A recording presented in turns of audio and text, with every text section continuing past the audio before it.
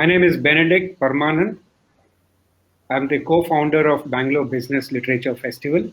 I welcome you all to this session organized by New Book, New Chat, and we are going to talk about Manoj Gupta's book, New York to New You, the 31/7 Odyssey. Happy to welcome Manoj. Manoj, most welcome. Thank you. Happy to welcome Bibu Datta Rao. He's one of the co-founders of Story Mirror and also a good friend of Manoj. Both of them have spoken about this book in multiple forums.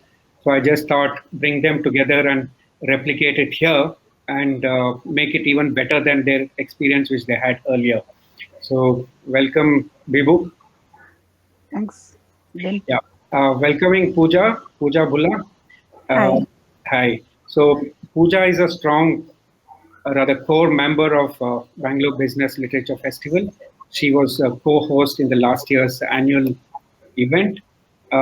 She's a versatile journalist and the author of Intelligent Phonetics of India. She's here to take you all. She's the host today. And welcome, Pooja. The stage is yours. Hi, everyone. So, I this is welcome to New Book, New Chat. I think a very interesting thing about business literature festivals like ours and chats like this is that we bring people from very technical fields and then bring out their creative sides, and that's exactly the way I would describe both our speakers for today. Manoj Gupta, who is the author of New York to New You, he is, the MD at Qualitest Group, and which is the world's largest testing and quality engineering company. And he has previously worked with TCL and HCL. And Bihu Datta, as we know, is the founder and CEO of Story Mirror, India's largest literature tech platform. But what you might not know is that previously he has worked with Barclays, UBS, Citibank, and even Credit Suisse on their fintech side. Now, the book, you're thinking about, both their backgrounds, and then you're thinking about Manoj's book and how, spirituality fits in this very technical world of his.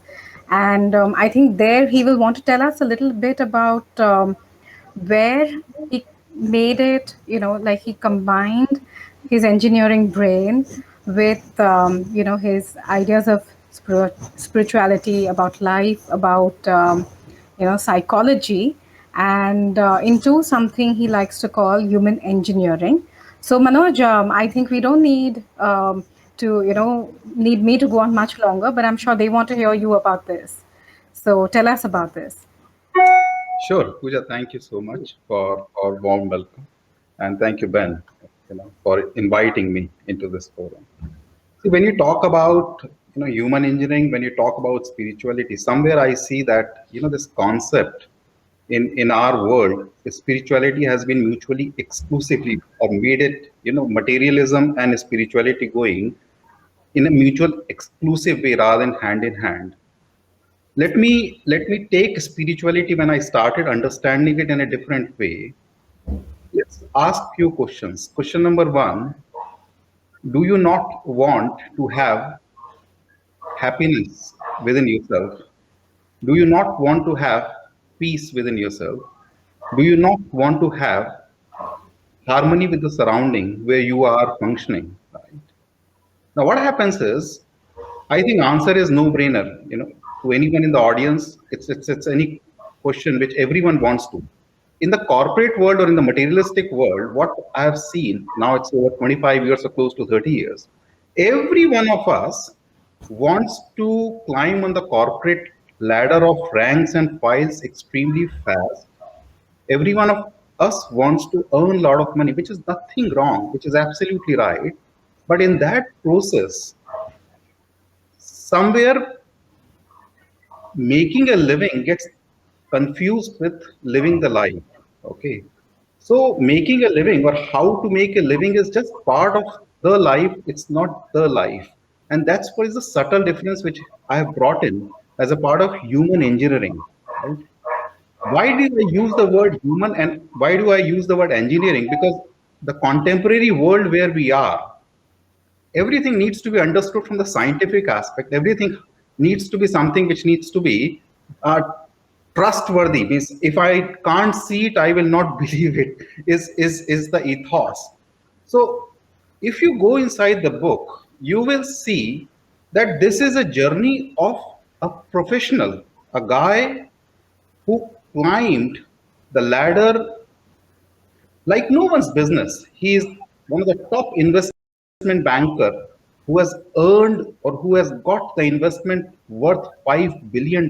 We are not talking of few hundred Ks, or we are not talking of few hundred millions or so. He is one of the most successful guy of, always around the media.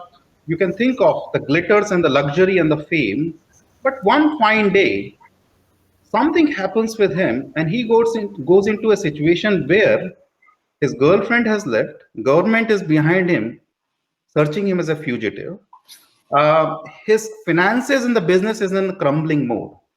And from there, from that nadir moment, how he rose up to the zenith in his life is all about the transformation and all about the journey, which what I thought, look, let me try and put it, which all of us, which I have lived through in my life, but I want how it can go and how it can be replicated, for all my colleagues, friends, and genres.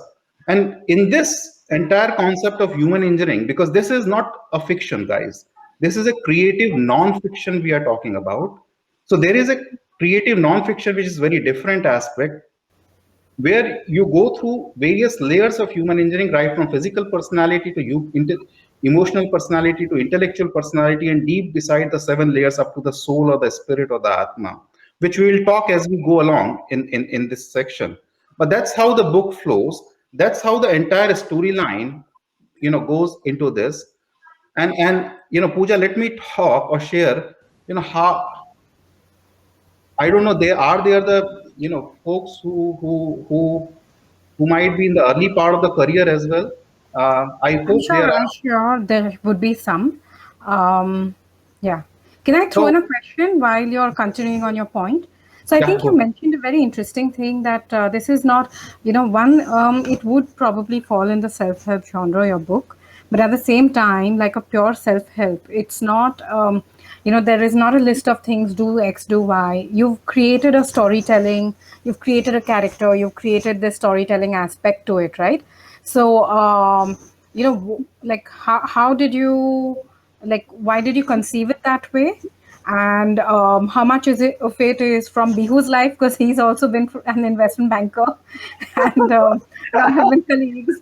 So and yeah, like the inspirations behind that aspect. I mean, tell us a little bit about that, and also I think you were making a point, so please connect that.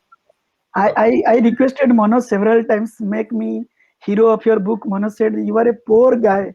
You are not a billionaire. My character needs to be billionaire.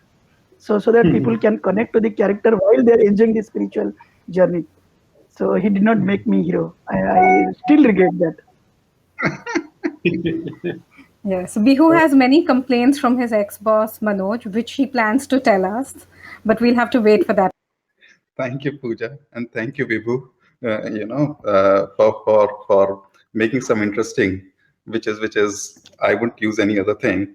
So where I was going, Pooja, that when I was finishing, let me go back. When I was finishing my master's degree in engineering from BITS Pilani, where all the folks are sitting at this point of time. I guess people are in India at this point of time while I'm in UK. But when I was coming out, in early 90s or so from my education, the job market was seen across the employment world was very different. And the way the structure of society is, you know, your life is settled when you have A, B, C, some way of definition. So the dream used to be, KR, if I have a car, at that time Maruti used to be a popular car. If I have a phone, if I have, maybe air condition at my home, my life is set and a job which I can make some money out of. Fast forward, soon enough, I realized, some of the dreams which I was thinking And I was thinking for them to be converted in maybe 10 years, 12 years, 15 years, I don't know, whatever time, they all got fulfilled within just few years. And when I say few years and more, I became an international traveler because IT world got open and I became one of the key employee of the organization and was traveling cities to cities, countries to countries, and money was flowing from all the corners. Luxuries were flowing from all the corners. Uh, all the glitters were around. You think about from cars to houses to international travels to everything. But at that point of time, I started feeling a big void, saying that, hey, whatever I'm getting everything at this point of time, is it something which I was looking to become happy, to become peaceful, to become in harmony with all my surroundings? I think there is something missing and missing in a big way, which led me to start undergoing and reading various management books.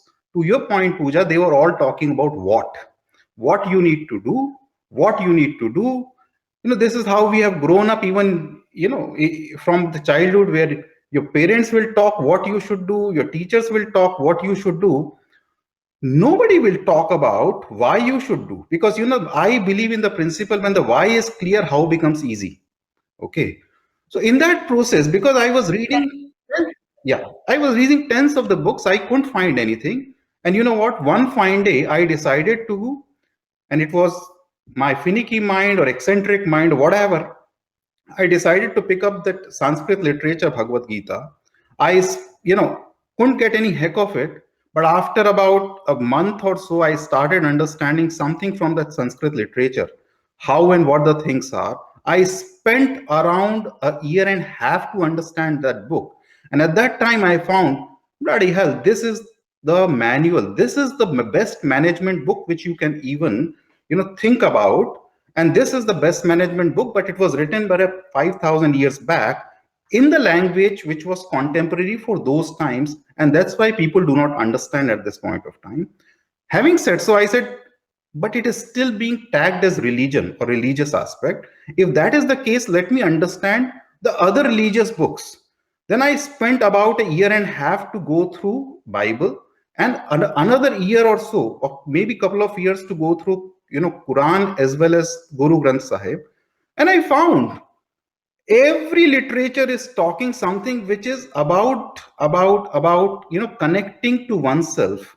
And then, do we know, Pooja, before I move forward, do you know what does the meaning of word religion? Anyone in the audience, do you know, guys? Pooja? I would say there are assumptive meanings. I wouldn't go, but the assumptive meaning is basically something like a kind of, in today's world, you could call it a cult even, that you follow, and a lot of people follow. And there are rituals surrounding it and whatnot. And there are spiritual aspects it is born from, but then ultimately it leads to all of this. So, there are certain ways in which people live. Whatever you said, perhaps you will find yourself into a very small percentage who have some clarity about what you're talking. But let me make it very simple. Religion, actually, the word, when it was originate, somebody was saying religion is a way of life. Well said, sir. This is one aspect of it. But I was asking the word religion. Religion is actually constituted with the two words, re. It's a Latin word. And the two Latin words re and ligari gets connected, then religion once. Re means repetition aspect of once again, okay? And ligari means to your origin. So when religion word was invented thousands and thousands of years ago, to be precise, it was, the first time it was about 5,220 years before the word religion came into existence. At that time, when the word came, it was to connect yourself with your own origin, which is connecting to self, connecting back inside yourself was the concept. But as it moved around from generations, that's how we are seeing what the way you describe something, the way somebody describes something, it has become a classic, that six blind men and elephant story. Okay, and you rightly use the word, there are so many cults who have come into play, there are so many fanatics who have come into play, and it got completely screwed up. That's where I said, okay, I'll keep that aside because I have started understanding all the religions, because I have spent 7 years in reading all these books. They are not talking about religion. They're all talking about connecting to yourself. They're all talking about how do you do while you're living in this external world, how you find peace and harmony within your internal world. But no one has time to spend 7 years or so. Okay. No one is maybe eccentric like me at this point of time, but this gave me where I became a very, what do I say, relaxed person. Whatever used to bother people to the height of the zenith, I always used to remain extremely calm in my corporate world. I was like, hey, don't worry about this. This we will resolve like this, that we will resolve like this. People started asking, how do you get all these things? And when I used to explain, that's where people started talking, can you write something? Because this is going to be beneficial to all of us. This thought from there started germinating in my head, saying that how do I bring something which each one of us wants to find, but wants to find in a capsule way, wants to find something which is written some in the literatures which were in the contemporary language of that time, but bringing it to this time. And that's what this story, this book, this entire thought process, right, and came from those essence of those. But here I am not talk about just the what aspect. I've talked about the why and how. And that's how somebody reads just 200 pages, he or she will want, absolutely, he'll get the clarity what you are looking for. I think you've made a few very interesting points here. One is really distilling what religion was once meant to mean. And why I'm saying is once meant to mean is that I think we're living in a world of specialization, even super specialization. So this aspect of religion has been relegated to spirituality. It's become a separate entity of its own. And then religion, seems to be living its own other life. Except for maybe some people like you who manage to combine the two as well, right? So that said, and considering you've read so many of these and you have a character who embodies, I'm sure, a lot of your learnings in the process, why don't you tell us how whatever learnings you have brought, that you have distilled from there, would apply to the current scenario? Because there are tons of books on stress management that come out year after year, including 2021, and yours is another, and yours comes from something rooted in, like you said, a lot of the readings that you've done and your personal experiences thereon. So what have you picked from there, that in an unexpected time like today, would be of use, and how it works a little differently from what people might have already read? Sure. First, as I said, Pooja, one aspect is I have focused not on what, I have focused on why and how. So it's a self-help book, but it's self-help book where you need to ask questions, where you need to be finding yourselves involved. What happens is, when you get involved into something, it's about active and passive participation, right? The way, as a part of human engineering, the mechanics of mind is, when I was thinking of writing this, I just didn't want it to be prescriptive, because the point which I was saying, the construct of this brain or architecture of this brain is, when you get into a zone of this should, this shouldn't, it starts revolting. It's like whatever you resist persists, right?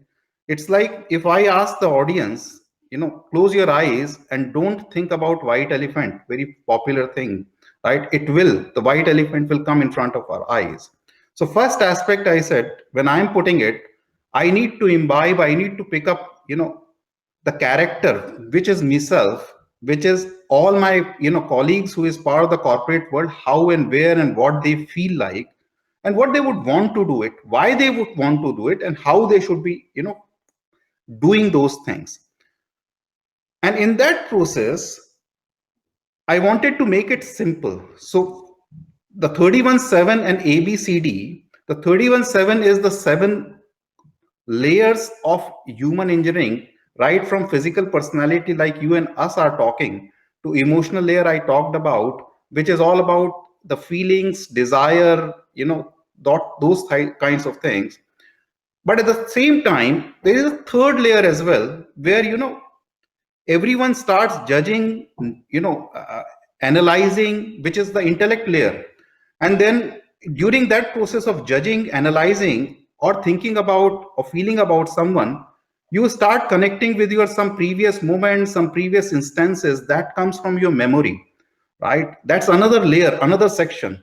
And in that process, you also have that, hey, I can do better than this, or I was better than that. That was your fifth layer, which is another absolutely separate faculty called ego. In entire these process or entire this orchestra of these 5 layers, things are coming out from a seed which is unique to each humans. That blessing is not to any other species, that is to only humans. And behind all these 6 layers is the spirit, the soul, the electricity, the current, whatever you say, it gets transmitted. So once you go into this book, first you get an understanding and slicing and dicing of the entire human engineering across those 7 layers at physical, philosophical, psychological, and physiological level. Now the question comes, while I've understood. Why don't you give us some examples? Because we get an idea of the structure, but I'm sure people are a little curious about how some of this pans out, right? Sure.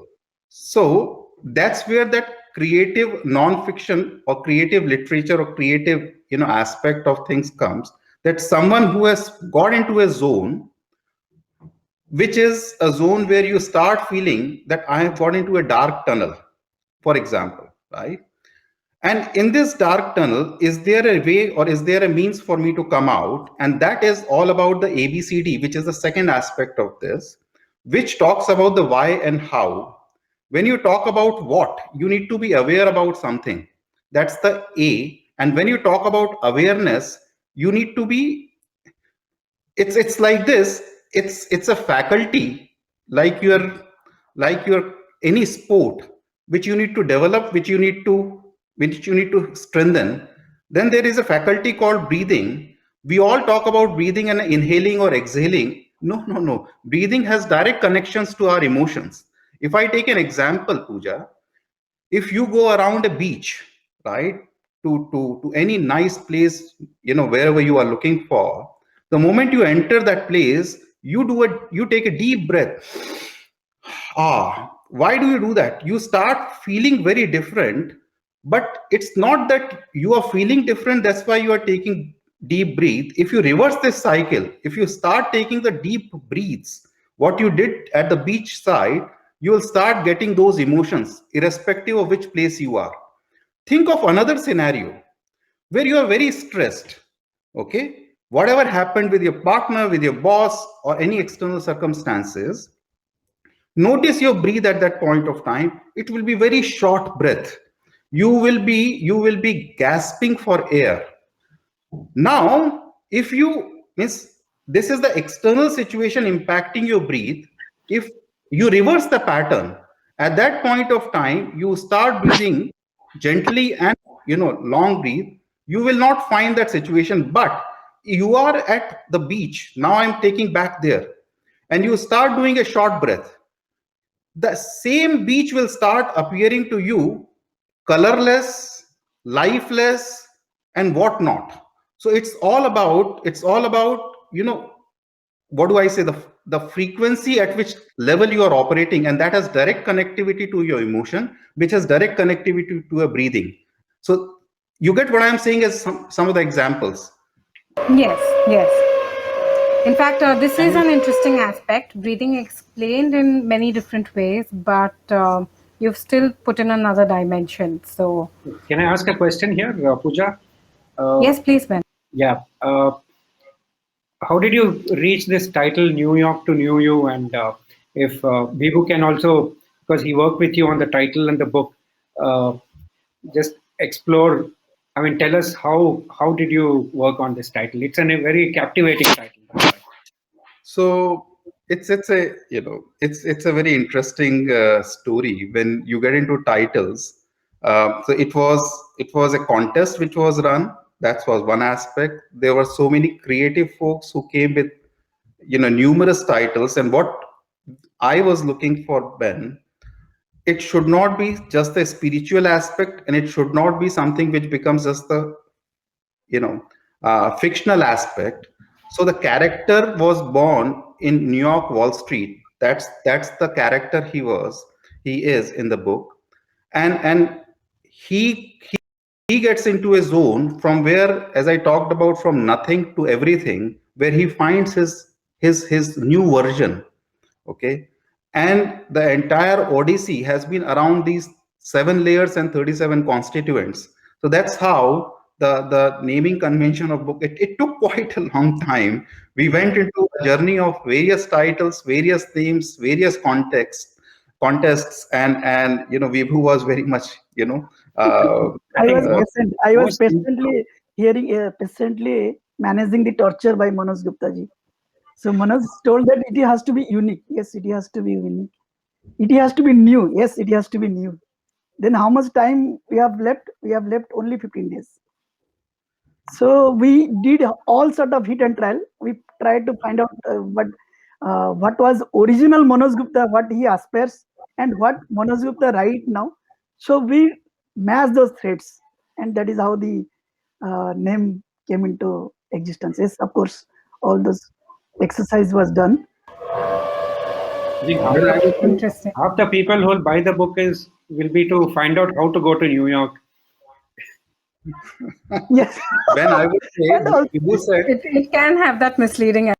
Yeah. and, okay, and again, one important thing we are here. While all of you are serious guys, I'm not that serious guys. So bear me if I'm just crossing some serious boundaries in case you have said for ourselves. So, so the way to consume a book is to make a friendship. So sometimes those books are written with a preaching kind of mindset. Many books actually, all the I have self-help books are most of the self-help. I will not say all, of course not. Most of the self-help books have been written with a preaching mindset. Okay, you needs to follow certain protocols, then we will get to the result.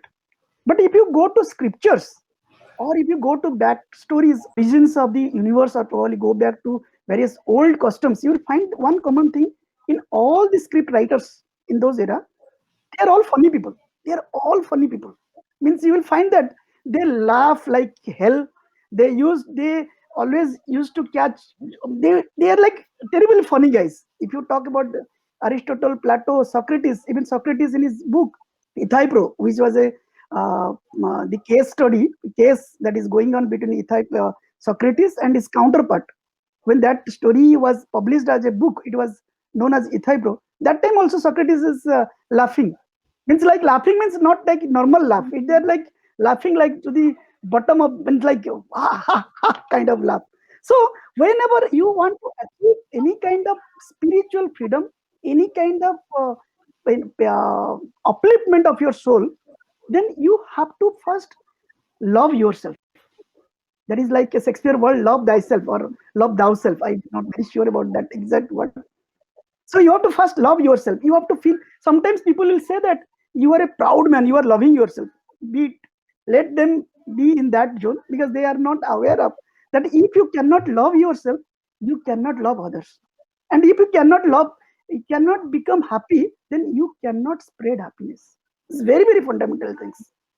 So. So I also want to highlight certain things while talking about the book, Manoj's books. And that time we did a lot of research as well because Manoj had done a lot of research. Even we, as a publishing partner, we were given a lot of tasks to do some research as well. So one thing that we figure it out that while everybody knows that is single God there or single uh, source of truth there might be, but if you read Vedic literature says that why there is a single truth, but wise men know that there is multiples. I repeat, there is a single truth in Vedic literature. It has been written, but wise men know as there are many truths. Even we got to know that time there is a concept of prakshat karmam. Prakshat karmam. Sorry, sakhyat karmam. Sakhyat karmam is something like you contemplate future as if it is happening at the present moment. You contemplate future as if it is happening current moment, and that thing will happen in favor of you. And if anybody has read the book called Secret by Rhonda Byrne, you will understand that the entire book is about that only. If you read certain books like Morphe, Power of Subconscious Mind, it was also derived from the old scriptic kind of books. So that time, so the book, while we wanted to have that book in a nugget capsule manner, like many of the Gen millennia or whatever, I do not understand some of the terms. They believe that, okay, uh, is there a logic there? Okay, do you breathe? You breathe. Is there a logic there? Why you breathe in nose and you do not breathe in ears? Is there a logic there? No logic, right? You eat in your hand or you eat in a spoon or whatever. Why you do not eat in the other part of the body? Don't speculate some different parts, huh? I hope. So you eat with some parts, right? There is no logic. So there are certain things that is beyond logic. So the triest of the book, Newer to New, is giving logical answers, because those people, those logical minds, they might be interested in only logical aspect.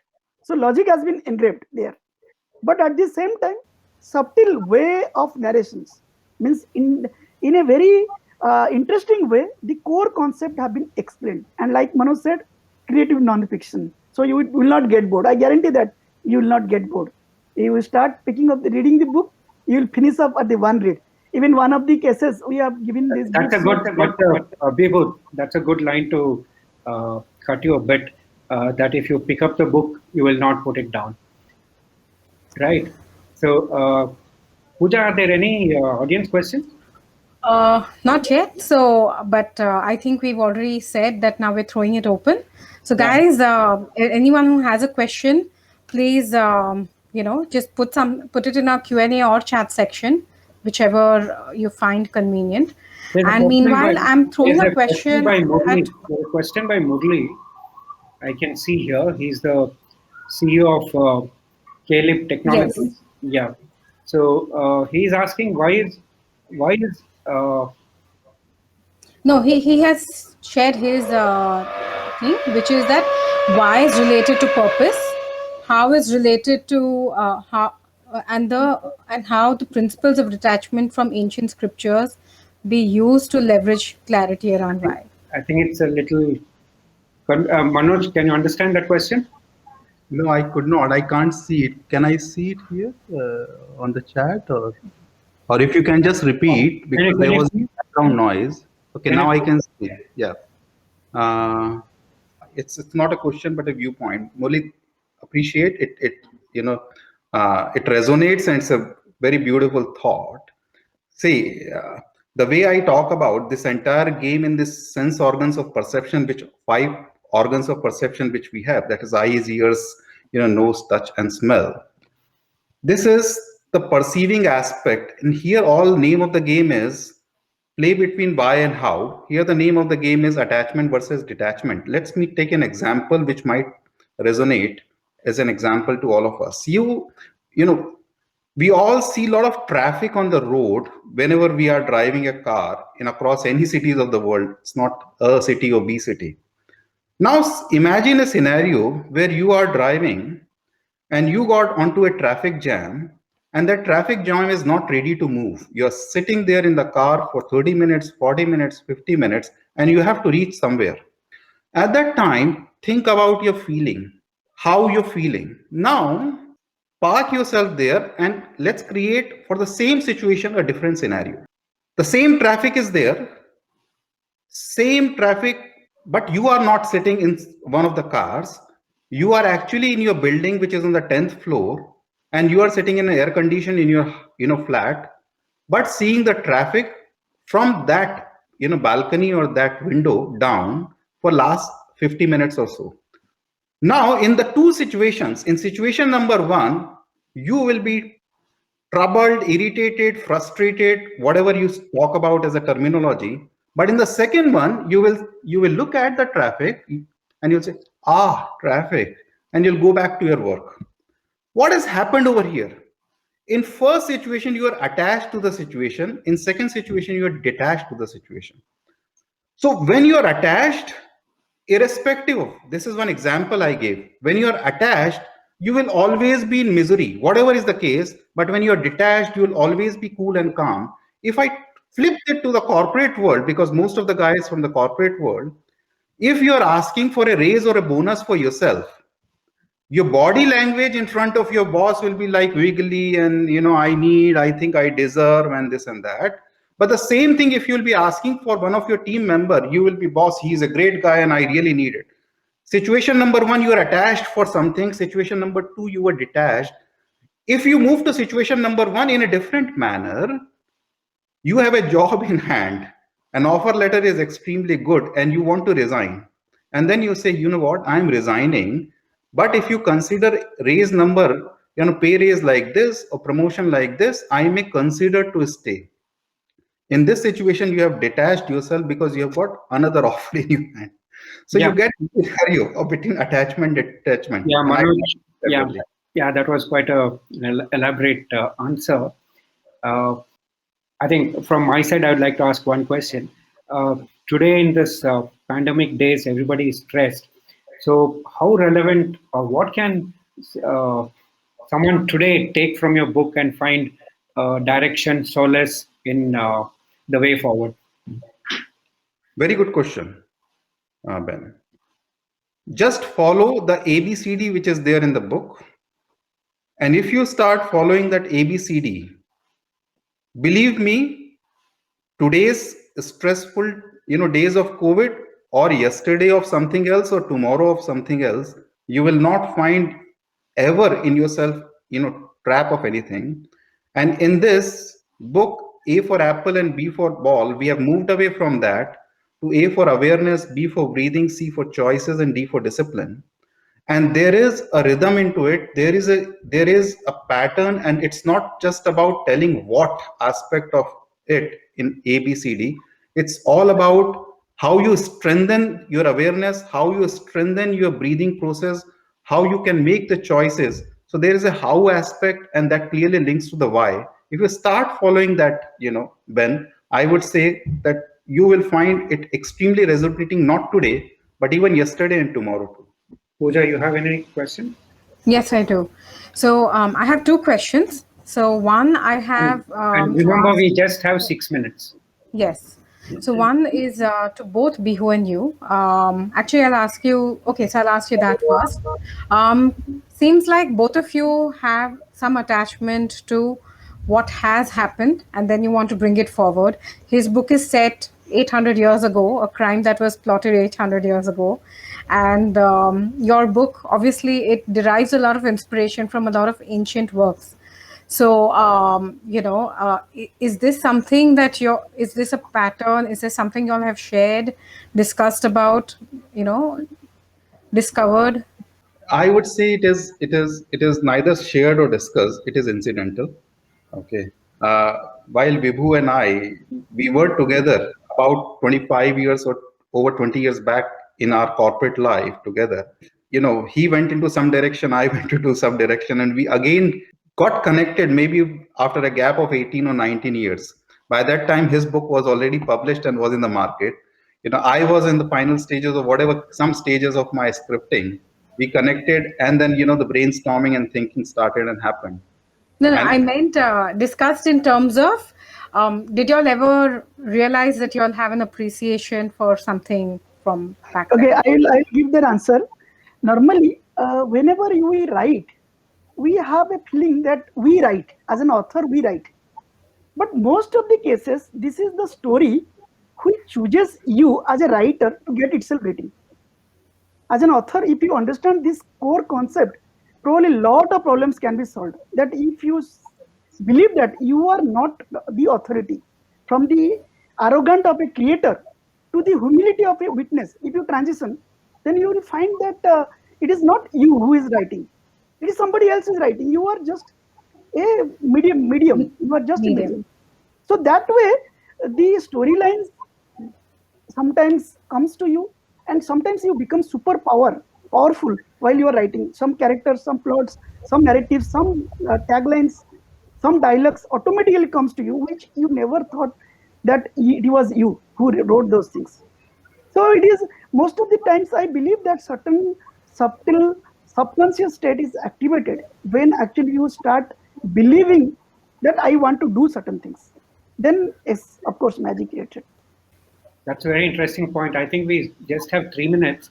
Pooja, if I may, with your permission, ask Yes, sure. that both of your authors and many among our 50 people in our audience may also want to be authors. What would you tell them to, if they want to become authors, and from your experience? So my experience, if I talk about, I was not even a reader until 2013. I might have read 2-3 books in my entire life, apart from the curriculum or finance books. Not trade books, or maybe 2-3 trade books I might have read until 2013. And 2014, in a single 6 months, probably first half of the year, I read almost 100 books in a span of 6 months. Every day, two Wow. books, 1 or 2 books. I cultivated the habit of speed reading. And right now, if you give me any 200-page book, I can read in 2 hours. So this is all about desires. That is first thing. And writing, I learned certain techniques during that period of time. I learned certain techniques that time when I was able to write maybe paragraph a day to 10,000 words a day. Right now, I can write 10,000 words a day, and it is very easy. It is something that only way we feel that it is very difficult thing. It is not difficult. There are certain techniques, like you do not know your power of breathing, or you do not know power of subconscious until the time you realize its true potential. Similarly, writing skills, everybody can become writer. That is why our tagline of company's tagline is 7 billion people, 7 billion stories, one single platform. We want each and every individual to become writer. And how they can become writer? When they fear about writing. If you are talking, then you can write. Only thing is that you have to believe that you can write. And we have a training program that where 7 days you can write a novel. There are certain programs we conduct it absolutely free. If anytime anybody is interested, we can have that. That's by Story Mirror, right? That's by Story Mirror, you're Yes, saying? that is by Story Mirror. Yes. So, in 20 seconds, tell us more about Story Mirror. I don't think many audience know about it. So think about yourself. Think about individuals. That everybody has a story. Every story has emotions. Every emotions can impact people. Think about billions of people having billions of stories impacting trillion of emotions. How the world will look like. As at Story Mirror, we believe that all our stories be stored, preserved at a place, so that after our death, our children death, great grandchildren come searching for our stories. We are not dead. We are alive. We are alive. So through our stories, we not have to do great things. Just simple life, leading a simple life also can be impactful. So our vision is to preserve all those human stories to one single platform. Yeah, there's one very Yeah. interesting. Sorry, Pooja, are you asking that question? Yeah. I was just pointing out that we have an author by the name of Sushma Harish, and she's put a point as well as a question. She says, definitely inspiring when you say we as authors can't be prescriptive. Often, authors are judged or questioned about their opinion. Do you think it matters? Okay, there are two aspects to this one. Okay, Manoj, you want to answer? Yeah, please go ahead. Sure. So, I think it's a very valid thought process. I would put the word opinion to point of view, right? So, yes, each one of us as, writers, authors have a right to, come with our point of view. But prescription, when it goes to, it's again that human mind which always wants to resist. So I do agree. The opinion which perhaps you meant the same thing. We both are talking similar or same aspect. Vibhu, in case you want to add. And when you are prescribing certain things, you become authority on that subject. Say, for example, APJ Abdul Kalam, if he talks about, say, nuclear science, and he says it like you have to do this, then only you will get this result. It becomes people can accept. But if you are just a first time writer, you have not fan following, you have not achieved anything, and you prescribe, probably the sellability or reachability of the book become lower. So you here, when writing about a book or writing on a subject and sellability of the book, all three things if you are considering, then prescriptive books doesn't sell much or doesn't reach much if it has been written by a new B writers, or probably not established professionally, but he is writing on that topic. So that also another aspect to look at. And again, writing is all about putting down thoughts. It should not matter whether there is one writer, one reader or not. Like Monto, the writer Monto always used to tell that if there is one reader in the entire world reading my book, I should be writing. And Victor Hugo used to tell that if writer merely writing for his time, then I must break my pen and stop writing. Writers should be writing for the future. Even if nobody is reading your book right now, probably there will be people who will be reading your book in future. So don't get perturbed by what people are responding. That's a very good line, Vibhu, to take away. Yeah, closing comments by Manoj. Why should I pick up your book? Very simple. If you're looking for discovering something, the power inside you, if you're looking for a newer version of yourself, right? Pick it up. It's not about what, it's about why you should, and it's about how you should, navigate through the next phase of your life. And that's what I would simply say, would should inspire or should motivate you to pick them. Pooja, closing comments? Yes, absolutely. So I think in line with the ancient text that Manoj has read, what he has done is not end his idea with a conclusion, but more with a question. And that's what his book is about, not stepping into just quick fix solutions, but letting yourself explore questions. And that is going to be the answer to your journey. And perhaps that is what you should ask of the book as you read it. So thank you, everyone. We hope to see you again in the next New Book, New Chat. Thanks. Thank you. Thank the audience. So Yeah. Thank you, Manoj. Thank you, Bihu. Thank you, Ben. Thank you so much. Bye. thank you. It was interesting.